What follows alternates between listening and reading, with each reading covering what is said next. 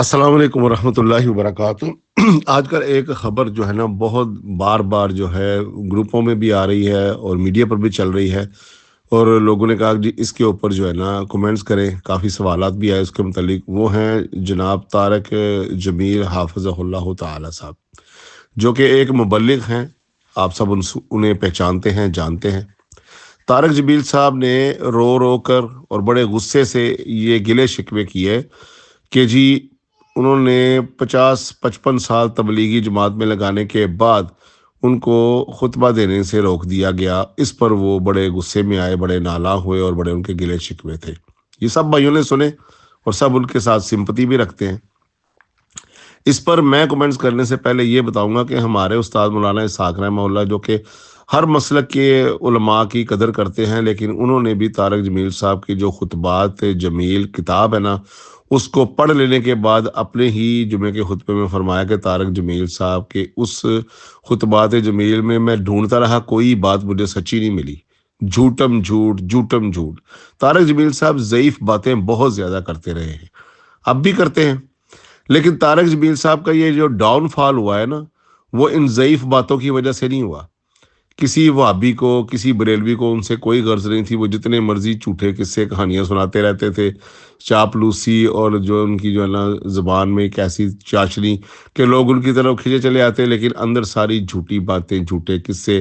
نہ حدیث میں وہ چیز موجود ہوتی ہے، نہ کسی مستند کتاب میں، بس وہ ان کے لمبی لمبی یہ باتیں، ہوروں کے قصے، بس وہ اب کیا بتائے اس پر۔ لیکن کسی وہابی، کسی بریلوی کو ان سے وہ اختلاف نہیں تھا، اور نہ ہی کسی دیوبندی کو۔ لیکن اختلاف کب شروع ہوا طارق جمیل صاحب سے؟ جب سے انہوں نے یہ حدیث بیان کی، من کنتم مولا ہوا علی مولا ہوں، میں جس کا مولا، علی بھی اس کا مولا۔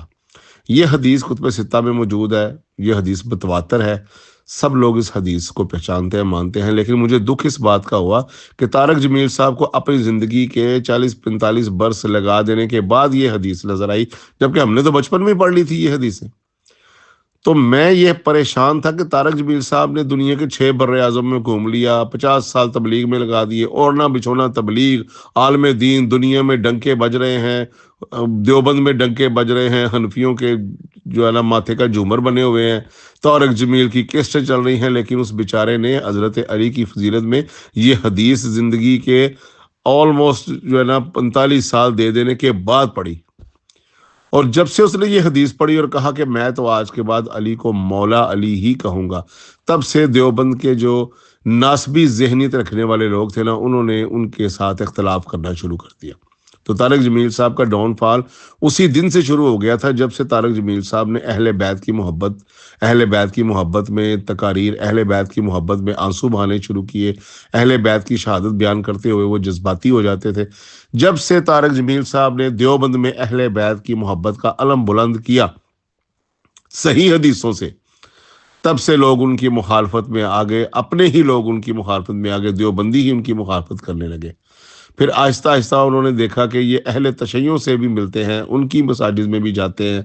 یہ بھی ان کو پسند نہیں تھا، جو فرقہ واریت میں اندھے تکفیری ہیں، کیونکہ دیوبند کے جو ناسبی ذہنیت رکھنے والے لوگ ہیں وہ تکفیری بھی ہیں، وہ اہل تشیع کو کافر کہتے ہیں، چاہے وہ یزیدی ہوں، چاہے وہ معاویہ پرست ہوں، وہ سارے کے سارے تشیع کو کافر سمجھتے ہیں۔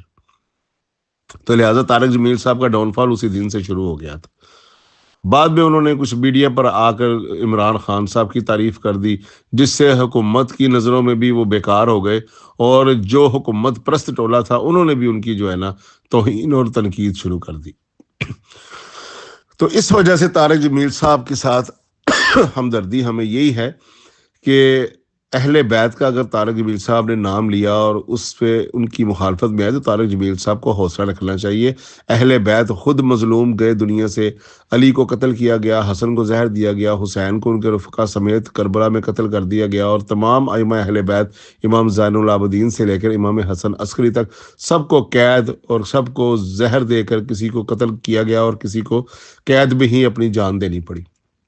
تو اہل بیت کا نام لینا ہی دکھوں اور ظلم سہنے کی جو ہے نا یہ انسان کی داستانیں بن جاتی۔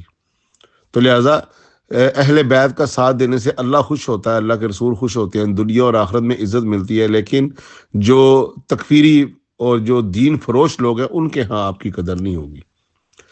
اب اس کا دوسرا پہلو یہ ہے طارق جمیل صاحب، آپ نے اپنی زندگی میں جو تبلیغ کی ہے نا، آپ نے مذہب کی تبلیغ کرتے رہے۔ آپ مذہب دیوبند، مذہب حنفی اور رائے کی تبلیغ کرتے رہے، آپ نے دین کی تبلیغ نہیں کی۔ علماء کرام اس جملے کو سمجھتے ہیں، عوام الناس مذہب اور دین میں فرق کرنا نہیں سمجھتے۔ مذہب یہ ہوتا ہے کہ بھی فرقہ اہل سنت اور فرقہ دیوبند اور حنفیت، بس اپنے فرقے میں رہ کر ہی وہ تبلیغ کرتے رہے۔ دین کے اوپر انہوں نے گرفت حاصل کرنے کی کوشش نہیں کی کہ دین کو پکڑے، اس پر عبور حاصل کرے اور دین کی تبلیغ کرے۔ جب دین کی تبلیغ کریں گے تو پھر آپ کو سودیوں کے خلاف، سود خوروں کے خلاف اٹھنا پڑے گا، پھر آپ کو فحاشی کے خلاف آپ کو اٹھنا پڑے گا، پھر آپ کو ملک میں جو فرسودہ نظام ہے اس کے خلاف۔ دین اس کی ترغیب دیتا ہے کہ نظام قائم کیا جائے اللہ کی زمین پر، اللہ کا نظام، اس کی بات اگر کریں گے تو پھر پوری دنیا میں آپ پر پابندیاں لگیں گی، پھر کوئی ملک آپ کو ویزا تک نہیں دے گا، پھر آپ یہ نہیں کہہ سکیں گے میں دنیا کے 6 بر اعظموں میں چلا گیا۔ آپ دین کے نفاذ کی بات کریں، امریکہ، کینیڈا، آسٹریلیا، ڈنمارک، سویڈن، یورپ، یہ آپ کو کبھی انٹری نہیں دیں گے، جس طرح ڈاکٹر اسرار صاحب کے متعلق وہ ان کے خیالات ہوتے تھے، کیونکہ وہ نفاذ اسلام کی بات کرتے تھے۔ دین اپنے آپ کو نافذ کرنے کی بات کرتا ہے۔ اگر نفاذ نہیں ہے اللہ کی زمین پر، اللہ کا قانون نافذ ہی نہیں ہے، تو مذہب میں آپ جتنی مرضی چھوٹی سلوار پہن لیں، جتنی مرضی لمبی داڑھی کر لیں، ٹنڈ کرا دیں، پگڑی پہن لیں، گبا جبا عطر شطر لگا کر آپ ساری رات کھڑے ہو کر نمازیں پڑھیں، کون آپ کو روکتا ہے؟ اللہ کی زمین پر اللہ کا نظام نافذ ہی نہیں۔ تو پھر طارق جمیل صاحب آپ نے ساری زندگی دیوبند کی اور مذہب کی تبلیغ کی، اور دیوبند میں مولا علی کی شان بیان کرنا جائز ہی نہیں ہے۔ دیوبند میں، حنفیت میں اہل بیت اور کربلا کا واقعہ بیان کیا ہی نہیں جاتا۔ آپ نے جب سے اہل بیت اور حضرت علی کی تعریفیں شروع کی، پھر آپ جو مذہب سے بھی نکل گئے، انہوں نے اس لیے آپ کا بائیکاٹ کیا۔ تو رونا کس بات کا ہے طارق جمیل صاحب؟ آپ نے اللہ کے لیے کام کیا ہے، وہ نہیں آپ کو تقریر کرنے دیتے، تو کیا فرق پڑتا ہے؟ میڈیا آپ کے پاس ہے، آپ میڈیا پر جائیں، آپ جا کر میڈیا پر ایک بیان دیں، پوری دنیا میں آپ کا بیان سنا جاتا ہے۔